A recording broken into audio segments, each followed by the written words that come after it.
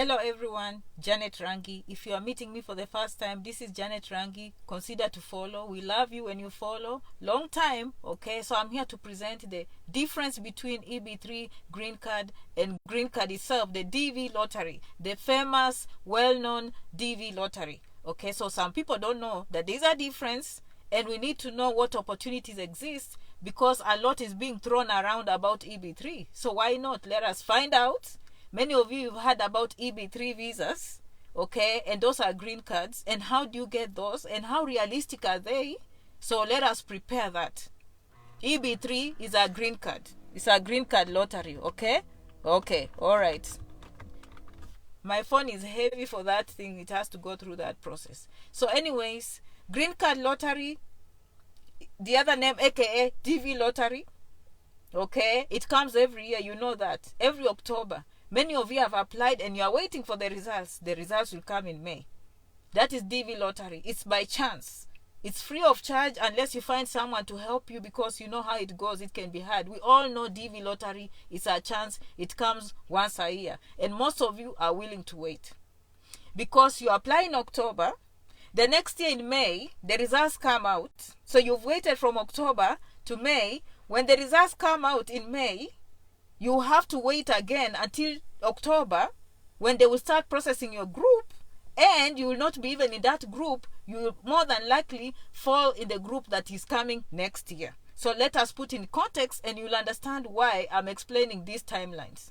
So DV lottery from, okay, October, let's say the ones that you applied 2022 October, right?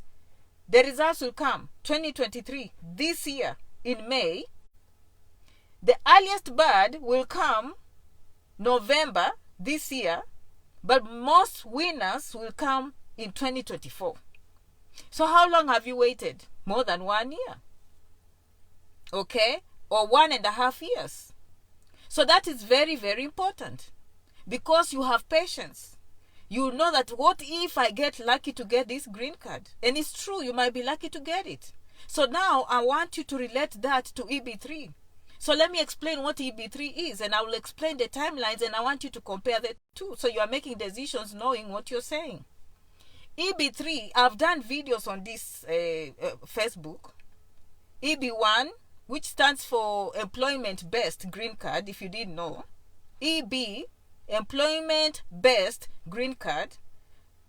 We have category 1, so it's EB1, which I've talked about. Go down here and watch videos. EB2, EB3, EB4, and EB5. Today we are going to be very specific on EB3. I hope you can hear me.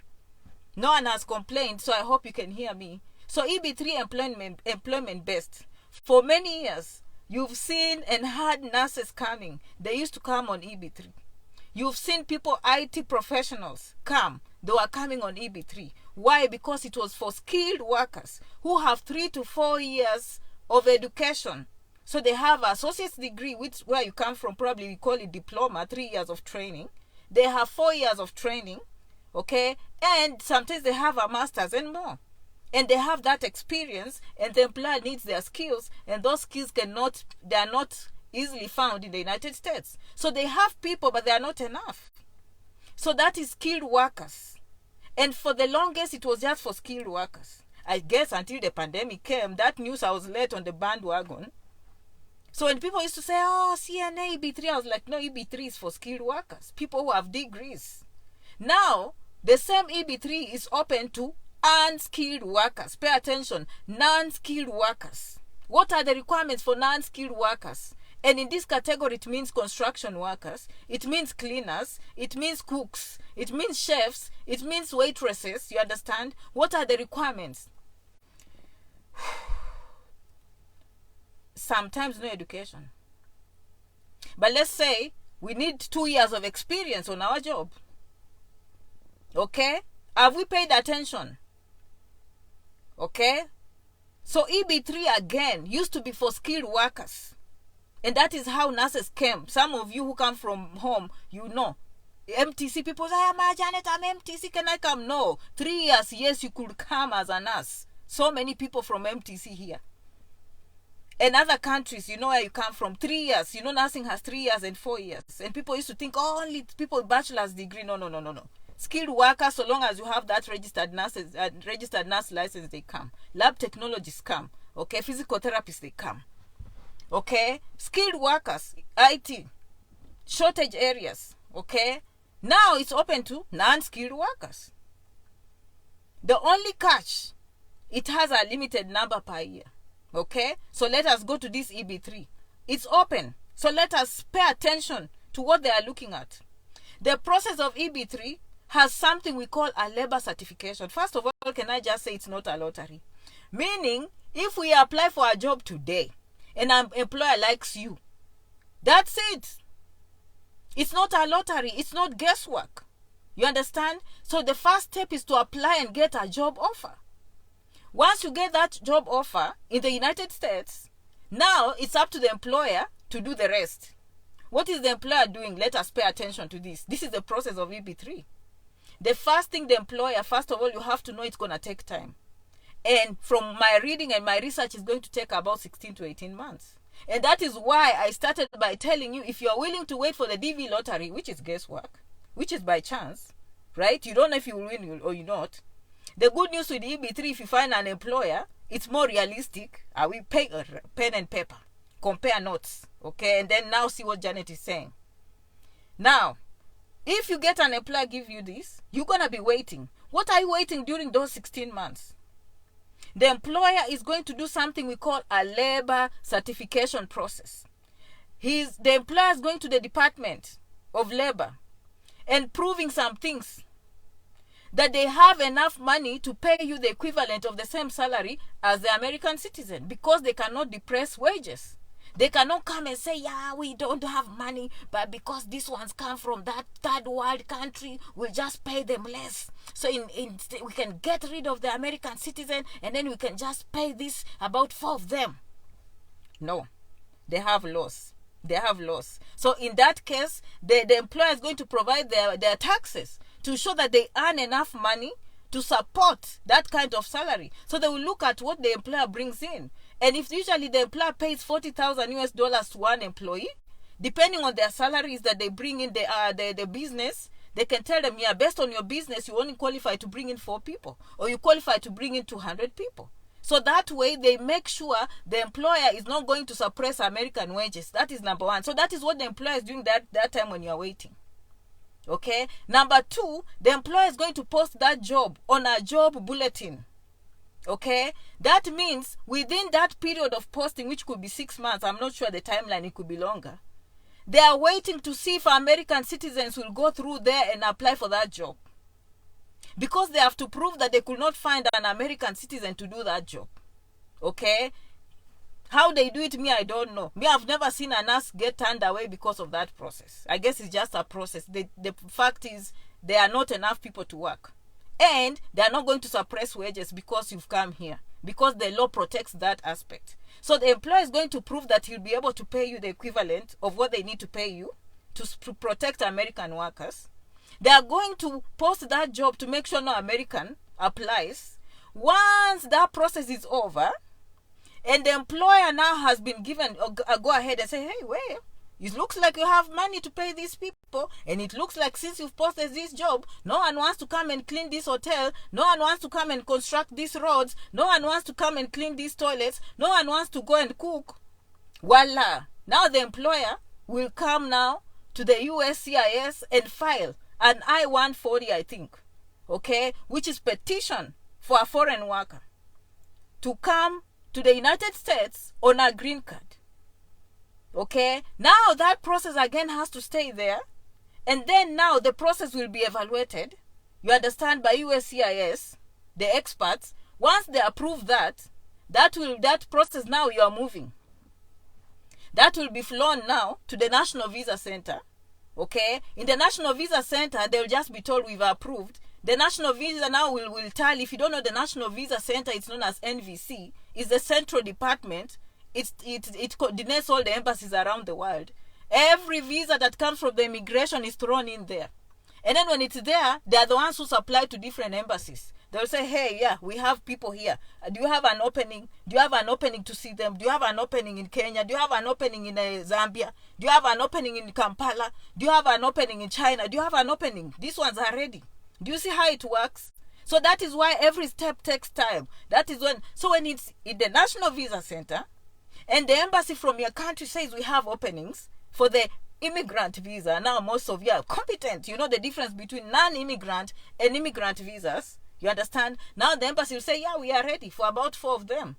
And then now, voila, you will now receive letters to start preparing for medical exams. Just like the green card, you will be given the DS-260.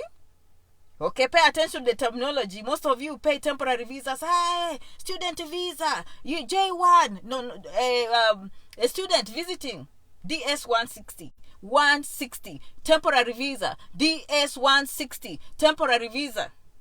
Permanent visa, immigrant visa, aka green card, through EB3, through lottery, through fiancé, K1, K2, DS-260. DS-260. That embassy is divided in sections. Everyone is an expert. There's an expert who just understands student visas. He knows inside out. There are experts that work on immigrant visas. They are going to operate with a different set of laws. And you all know that when they are operating with those laws on the temporary side, you have to show compelling reasons that you will go back home. Now, on the EB3 now, you don't have to show that. They know you are coming to become a permanent resident. There is nothing that you have to prove that you'll go back. They want to do your medical. They want to check your TB. They want to check your chest. They want to make sure your criminal background is not there because you are immigrating permanently. You are going to bring EB3 just like the lottery. All your children under 21 and your spouses. They will be included in that. Okay, so now when it's in the National Visa Center, the person that got EB3 visa and the person that won the green card, there is no difference. So what is the difference between EB3 visa and the green card? Voila, I've come full circle. There is no difference. A green card is a green card. Whether you got it through marriage, whether you got it through job, whether you got it through DV lottery, whether you got it through a fiancé, who cares? A green card is a green card. You understand? And then now, the employer should have signed for you a contract saying how long you need to work with them. Mostly, you can work 1 or 2 years. Personally, I had to work for them 3 years. That was the contract. I ended up working 4 years. And I loved my employer anyway. It's just that things happened in my life that I had to move to a different state. But usually, they will give you a contract. And the questions that will come, so, am I supposed to stay with that employer forever? No. Me, I like them. Once they give you that green card, you are free to go. Once you serve them, you finish your contract, don't run away from the contract. Oh, they are not paying me well. I do reels. I'm going to be doing reels here on Facebook too. I'm doing shorts on YouTube. And I cover that topic. Especially I've had some nurses come and say, but the agents pay better. Traveling nursing is better. And you know, these people, they brought us here and they're not paying us well. And I tell, hey, stop there, my friend. You have a green card. Look at the price. You have a contract for 3 years. Put your hands down, close your eyes, close your mouth, serve the employer the way you agreed. After 3 years, go do what you want. Go do traveling nurses. This green card is going to serve you and your family for generations to come. Do you think that husband that you brought on a green card is not benefiting? Why are you looking at the salary? You after 3 years, you can go for masters, you can go for PhD, your children can go to Harvard. What are you talking about? Okay, let us have a bigger mindset. You have to look at positivity. You know, because you complain like that, next time you see someone taking from another country, don't complain because you did not represent your country well. And I'm glad most of us do a good job to represent our countries well. Okay? With our mannerism, the way we talk, our work ethic. You understand? We cannot be, when you get an opportunity, you're speaking for your country. If you are that person that is just the first thing you want to sue people, they will never bring people from your country. You understand? So be realistic the way you look at life. Okay? Remember, if someone has given you a green card, they've given you a chance for a lifetime. For generations to come. And so if you are narrow-minded and you look at this $25 they are giving you, you are not being realistic. Because the truth is, after the contract, you can go and get $100. And they will let you do that. Okay? So that is EB3. I've just explained the process of EB3 so that you understand when things are happening. So what are the options? What are the possibilities of getting EB3? I look at the numbers. I just know that each year there's a limited number. I'm not sure if it's 55,000 or more. It could be more. Okay, but it's just that during the pandemic they didn't use them, so I think they are making use of them. You understand? But EB3 also has a limitation, but the good news, they don't choose. I like them for that. If an employer has picked you, they're not going to choose, oh, we will give priority to this employer or this one. No, it's called priority dates. Okay, so if your employer gives you that job, it depends how quickly they file. Once they file and your application is received, you'll be given something we call a priority date.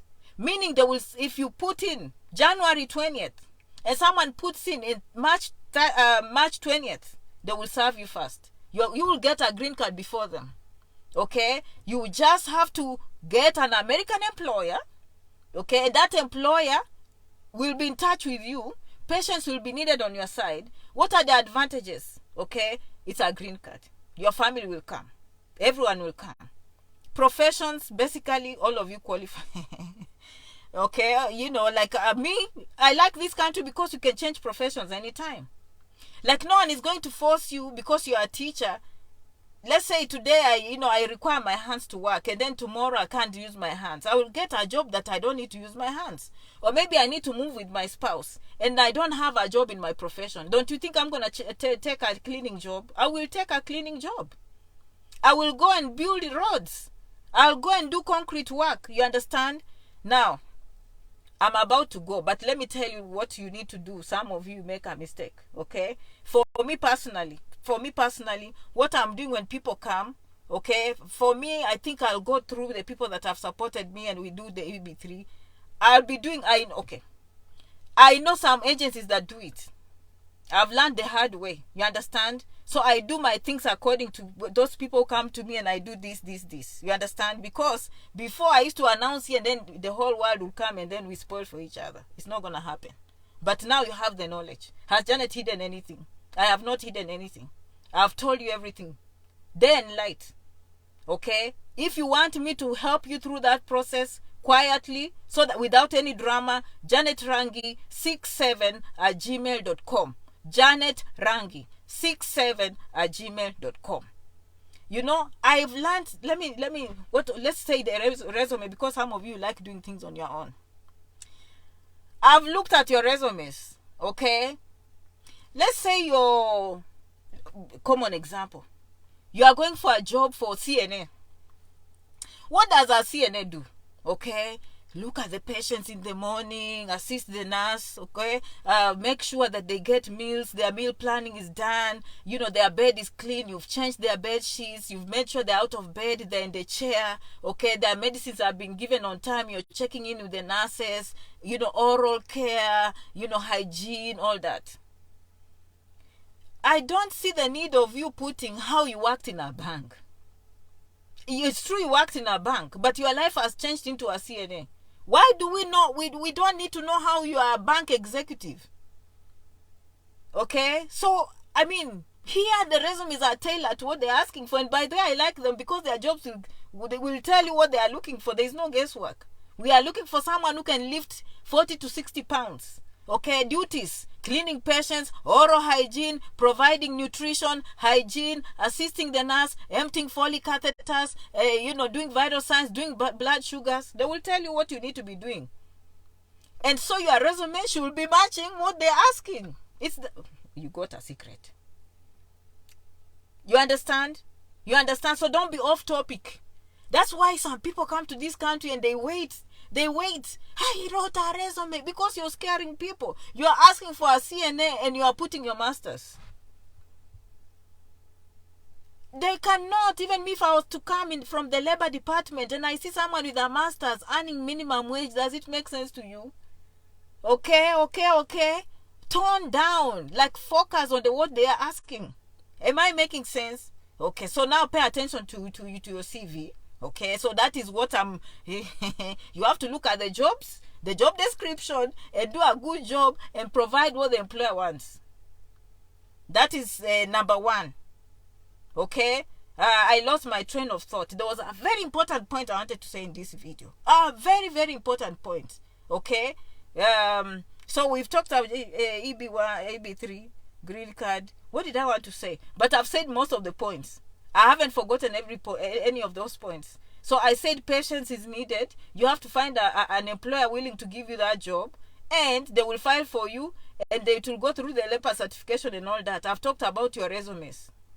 Okay? Yeah, if I remember what I need to say, I will come back and give you. How about I love you? Okay? I love you so much. You share my videos. You understand? Follow. I'll start doing reels. I'll be doing reels. Yeah, I'm coming with Bruce. Bruce is one of our own. Bruce is originally from Uganda. Bruce came to the United States with many of you who've watched Janet, of course. You've been here on J1 visas. You've moved on. You've come as teachers. We are doing very well. If you are new, welcome, Janet Rangi. Teachers are here. Sorry if you are just discovering Janet Rangi today. Too late. Okay? Too late. Many have gone to the embassy, successful and unsuccessful. Maybe they went to the embassy in big numbers and scared them. Okay, sorry. Okay, but we have students in America and Canada, courtesy Janet Rangi. If you are following the first time, subscribe and follow. We have teachers, news. I know a school district. I know school districts that are employing teachers. And no, I know most of you are in those teachers wherever the links I used to send. Now I have new ones. These ones I'm not posting, sorry. Okay, if you have a TSC number, you have a teacher's a certification in your country, Janet Rangi 67@gmail.com. Teachers are being recruited. Okay, H1B visa. Now come now. This year I told you I am tired of temporary visas because usually denial rates are very high. Did my teachings improve the situations? Yes. Are people not willing to do what it takes to win? Yes. And what does that mean? It means like if you want to be a student and get a visa in that embassy, you have to go with a lot of finances to support your case. Okay? That is one thing that makes people get denied is finances. Number 2 is to articulate your case. Most people, when they go to the embassy, they think it's a quiz. Instead of fighting. The law says that, okay, the law assumes that anyone coming here in the United States had the intent of coming and never going back. And it's written down. Therefore, it's up to the applicant to give, compelling reasons. So it's you. It's you to give compelling. It's your responsibility to fight. You know, yes, I have this mother who I'm taking care of, and it's you. Okay, they are not supposed to be asking you questions. It's you to fight. Now, some of you tell me they are very busy. Sometimes they don't even look at you. They are just processing quick. In that case, I don't blame you. They are having a bad day. What can we do? Okay, but finances are a big deal. Okay, what does it take for you to get financing and loans in the United States? A standardized test. Most of you are not willing to put in the time. English exams. Most of you are not willing to put in the time. Credential evaluation. Most of you are not willing to put in the time. So you go with a very weak application. Okay, so that is just the truth. Let's call a spade a spade. Okay, because the people that put in that have seen success. Let me tell you the people that I've seen that have gone and they have not. Have I seen people that in community colleges zoom through? These are the people I've seen zoom through in community colleges. Surprisingly, nurses, lawyers. I see lawyers getting visas. I see nurses getting visas even in community colleges. Okay, those getting the most visas, masters. But who is this master's person getting a student visa? Communications skills are very good, but they are willing to put in the work, do those GRE, do the exams, do credential evaluation, and get a nice loan. So when they go to the embassy, remember the embassy is there to protect their own interests. So they have a responsibility to protect that university from a student who is going to default. So they can see. So this issue of uncle and auntie no longer works. So and so is going to sponsor me, it no longer works. So it's either yourself, your parent, or you have a nice loan, a nice, financial institution, okay, coming to support you.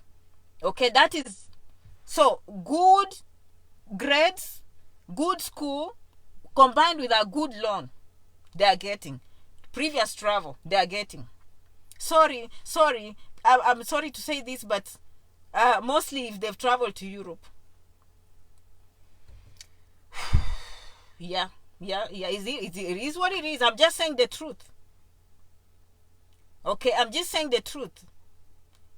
Why that? Maybe because you are proving family ties, you're proving that you have financial abilities to stay back home, and they're just following the law. We are not blaming anyone, but I'm just telling you, the people that they've gone to Norway, they've gone to UK, they've gone to other countries. Okay, of course, if they've traveled to America before, yes. If they've traveled to Europe, yes. If they are lawyers, yes. If they are coming to nursing school, yes. If they are coming with a very good financial record, yes. I've compiled all these things. I've come to a conclusion. And the good news, Janet has come to the conclusion, and now this is what I've found out. What is the whole world doing? H1B, because the visa will be processed in America, it will be at the American interest, it will come to the embassy already processed. You have a high chance. The green card will be decided in the United States. It follows the different rules of immigrant visa. You have a chance. And so therefore we have to open our eyes and do what the world is doing. Okay, that is why I'm here to present. Let us open our eyes for EB3 visas the right way. The right way. Okay. Oh, I remember it's Bruce I was saying. Bruce will come and present about Canada opportunities and why there are delays in Canada and what we need to do. Okay, many of you came through me. I've made applications. Bruce has helped you to make applications. Canada is silent the whole world. Okay, so in the beginning we were kind of happy, and most of you write to me, you applied yourselves, you have agents out there applying for you, and you haven't had anything. So you are not alone. It's the whole world. So we hope they are somewhere working out the next plans on what to do next. Okay, I had a client from Italy. The client applied in August when 2022. We are in 2023, so they applied I think June or August last year. They just received approval this month. You understand? And denials come very quick. That is surprising. Denials come very quick. Okay, so I'll come. Bruce is on the ground. He needs to come and tell us what the ministers are saying, what is happening on the ground, and what are the next steps. Okay, since we haven't heard from Canada, they are not saying anything. Nothing is wrong. Everything has been done correctly. Maybe the application was too good, so they are just waiting to approve. We don't know. Many of you write to me every day. Janet, I applied to Canada. Janet, I used this agent to Canada. I haven't heard anything. Okay, so Canada right now apply for permanent residency and other opportunities. They are there. Me, when I apply for lab technologies, they respond. Okay, but for visiting and student, they're kind of quiet.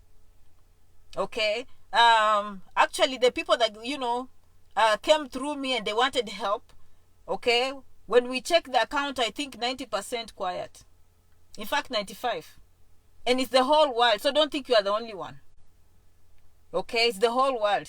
They are quiet. At least the world that we know. Okay, they are quiet. So we don't know whether they will care about those applications, whether they will throw them in the trash can or they will revisit them. That one we don't know. It's everyone. Okay, now we'll wait for Bruce to go do his homework and then come and tell us what is happening. Okay, all right. So that one I'm glad I remembered, because I knew there's something I wanted to say. There's something I wanted to say about these EB3 visas. Then I remembered I wanted to talk about CVs. Here we call them curriculum. I mean, you call them CV, we call them resumes. Okay, and then I also wanted us to talk about what else? Bruce and Canada. I will post a video, so stay tuned about that one. Okay, what else did I want? It's been long, so I have a lot of updates for you. I have a lot of updates for you today. What else do I have? Okay.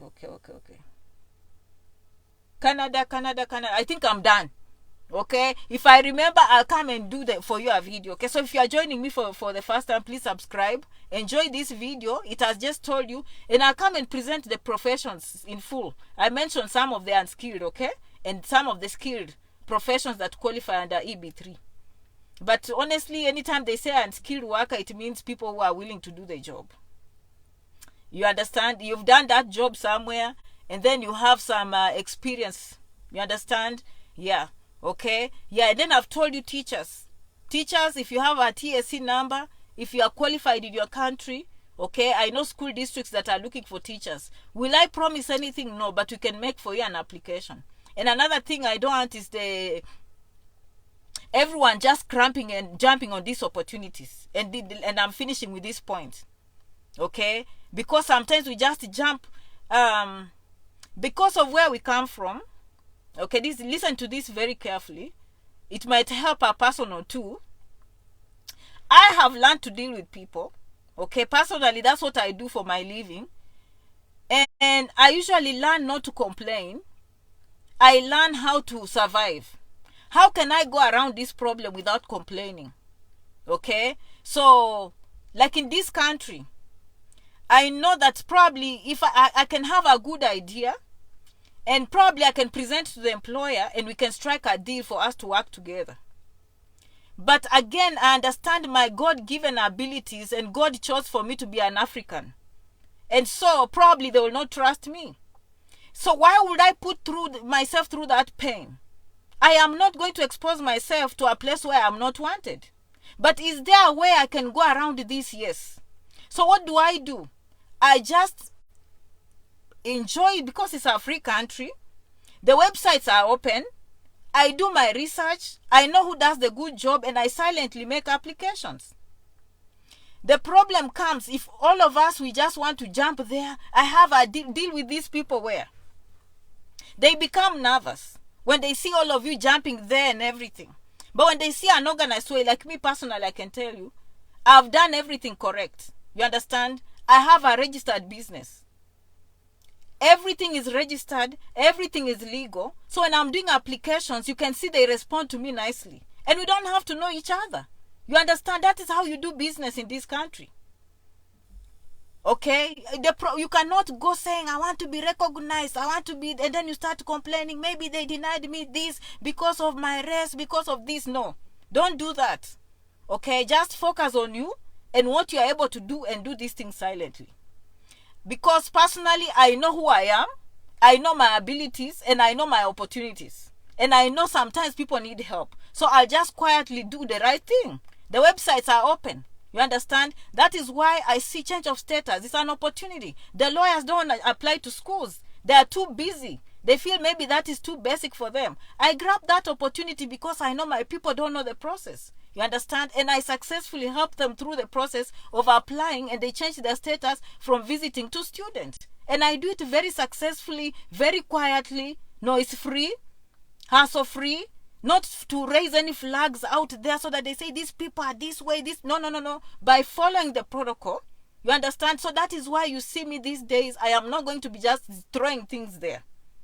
You understand? But at the same time, you'll never find me in front of people saying that I want a deal. A deal with who? I don't want to be embarrassed. I don't want to be turned down unnecessarily, because I know I might not be turned down because of my abilities, but people will not just trust me because of where I come from and how I look. So why would I expose myself to that? But I like this country because the opportunities are there. Why are you going to strike deals with people? Never. And I finish this. In fact, today I got a message from one of you. Janet, there is this group. Do you know them? You know how you come to me to prove if these people are right or wrong, or they are lying to you. I don't know everyone, but I can tell you these people that organize events. Oh, we are going to organize for you. You'll go for a conference to America, and maybe they get denied. I'm just being honest. Anytime you come and say, we are going to organize as a group, and then we'll bring you on a conference, we'll bring you on, almost everyone gets denied. It just goes, never, especially when it comes to government. Don't strike deals with them. The embassies are a government entity. Don't even try to strike a deal with them. You understand? Just do your job quietly. Make applications. The website is open. Just make the application like everyone else. You understand? Anytime you come close to these people, you might fall in problems. Okay? That is my advice to you. So for those people who come to me, there's these people organizing for a trip to America, and then we will go as a group. From experience, the embassy denies almost everybody. Okay? Okay, so that's why you will never find me saying, I'm organizing for a group of travel. No. Someone comes to me, they want to be a student. I know there are hundreds of schools. I will know which ones are the best. Quietly, we'll make the applications and see the outcome. I'm here to assist. I'm not here to strike deals with anyone. I cannot go and say, yeah, they will favor me at the embassy. The embassy is a government entity. They can never favor anyone. You understand? In fact, the more you stay away from them.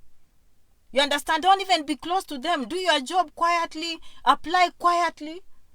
Like every other application, the website is there. Do it quietly. Follow the rules. That's it. Okay? They'll get nervous. They get nervous. You understand? So just do things quietly. So I think that is all for today. That's what I wanted to tell you. The reason I've survived is I do things quietly. The website is there. I see where the problem is and I solve the problem. Quietly with my people. I will not say now today I am going to strike a deal with these people. I am going to strike a deal with this. No, there is no need for deals. Okay? And anytime you group yourself, they become suspicious. Okay?